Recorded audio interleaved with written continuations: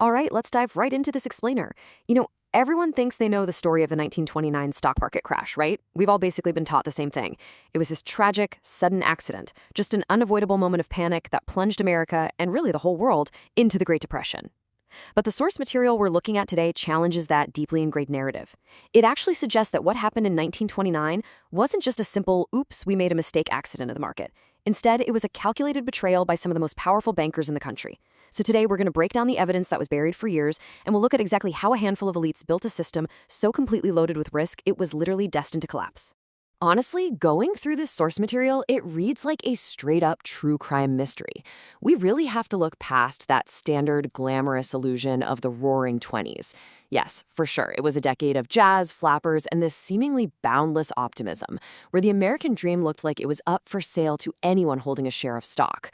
But behind those legendary stories, the shoeshine boys giving stock tips and ordinary people making overnight fortunes, there is a much, much darker reality. So we are going to investigate the hidden evidence that the financial titans of the era fought incredibly hard to keep buried. Section 1. Selling the American Dream. Wall Street meets Main Street. Okay, so at the very center of this booming new financial world was a guy named Charles E. Mitchell. He was the head of National City Bank, which, by the way, you'd recognize today as Citibank. They actually called him Sunshine Charlie because of his relentless, charismatic optimism. Now, Mitchell didn't just run a bank. He built this massive machine that was designed to sell securities to the everyday masses. He opened branches all across the country and deployed an absolute army of salesmen to push stocks and bonds onto regular people. It completely changed the dynamic of who was, quote-unquote, allowed to participate in Wall Street. And to bring finance to the masses, Mitchell relied on a highly seductive tool, buying on margin. This was the ultimate weapon of the era. It basically meant you didn't actually need to be rich to invest. You just needed to borrow money from your broker to purchase the stock, putting down only a tiny percentage of the actual price up front. It made the American dream seem universally accessible, but, as we'll see, it was dangerously leveraged. And here is the truly wild part.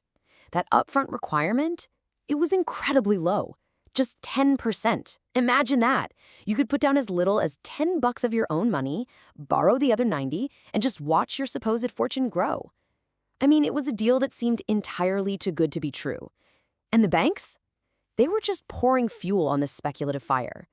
In fact, when the Federal Reserve saw a dangerous bubble forming and tried to raise interest rates to cool down this rampant borrowing, Charles Mitchell publicly defied them.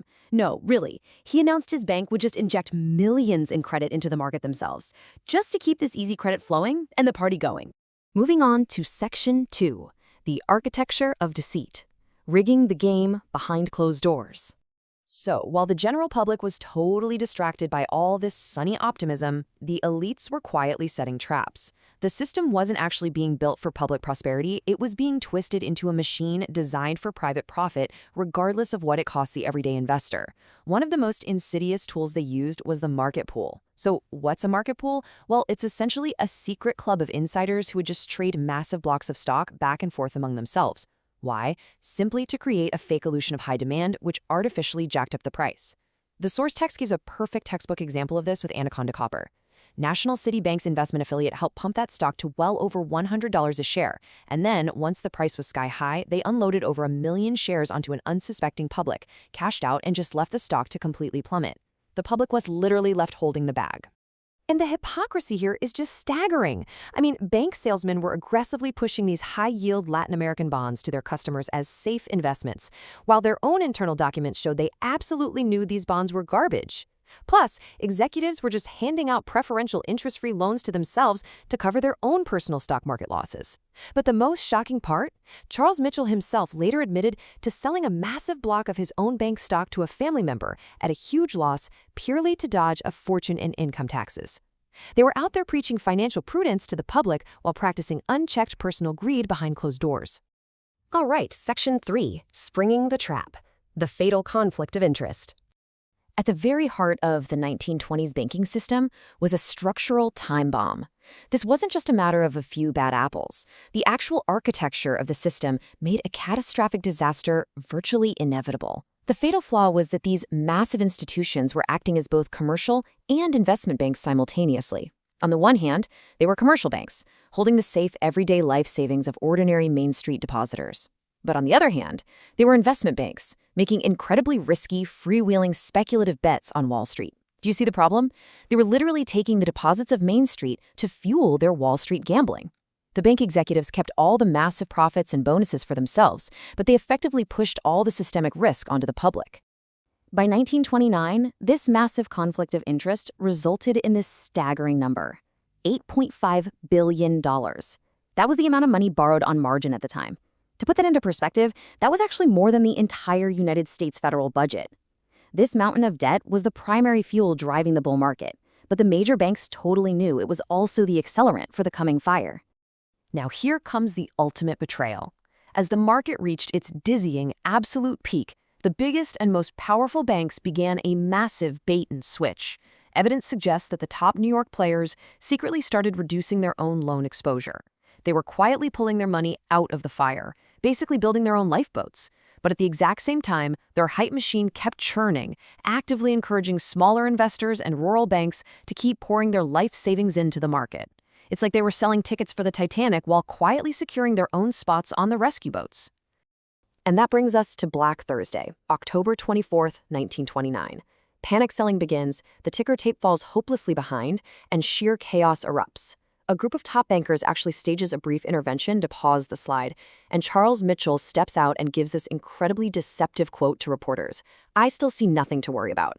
But his public optimism was a complete smokescreen. It was covering up the systemic collapse that the banks knew was already fully underway. This deception culminated in the crash itself, driven by what we can really just call the margin call death spiral. Let's walk through how this mechanical trap actually worked. First, stock prices drop. Then, brokers start panicking and send out a blizzard of margin calls, demanding the loans be repaid immediately. Now, because investors don't have the cash on hand, they are forced to sell their stocks at absolutely any price just to cover those debts. And what does that do? Well, that mass selling causes prices to plummet even further, which immediately triggers even more margin calls. That easy credit they used to lure everyone in had seamlessly become the weapon of their destruction. The sheer scale of the devastation is honestly hard to wrap your head around. By mid-November, the market had lost around $30 billion in value. Whole fortunes just vanished in a matter of hours. But as the source text reminds us, that number alone doesn't really capture the human story, does it? It represents the stunned silence of crowds standing on Wall Street, and the quiet, crushing despair of families all across the country realizing their entire life savings were just gone. Which leads us to Section 4, Wall Street on Trial, the Hellhound of Wall Street. So in the aftermath, the public rightfully demanded answers. But early investigations, they were completely stonewalled by the bankers. That finally changed in 1933, when a Senate committee hired this tenacious former prosecutor named Ferdinand Pecora. They actually dubbed him the Hellhound of Wall Street, and Pecora was about to blow the lid off the entire rigged game. For over a year, he just grilled the titans of finance, and his explosive findings had millions of unemployed Americans glued to their radios. Let's break down what he found. He forced J.P. Morgan Jr. to admit that through clever legal deductions, he paid zero, literally zero, income tax in 1931 and 1932. He revealed that top financiers received insider preferred lists, granting them sweetheart deals on stocks way before the public even had a chance. Ultimately, Pecora proved using the bank's own documents that Wall Street institutions had built a culture that explicitly rewarded insiders for misleading the public. The outrage was absolutely palpable. People were furious. It led Virginia Senator Carter Glass to deliver this damning verdict, stating that Charles Mitchell, quote, "more than any 50 men is responsible for this stock crash." I mean, wow. It firmly sealed Mitchell's role as the primary villain in this whole narrative.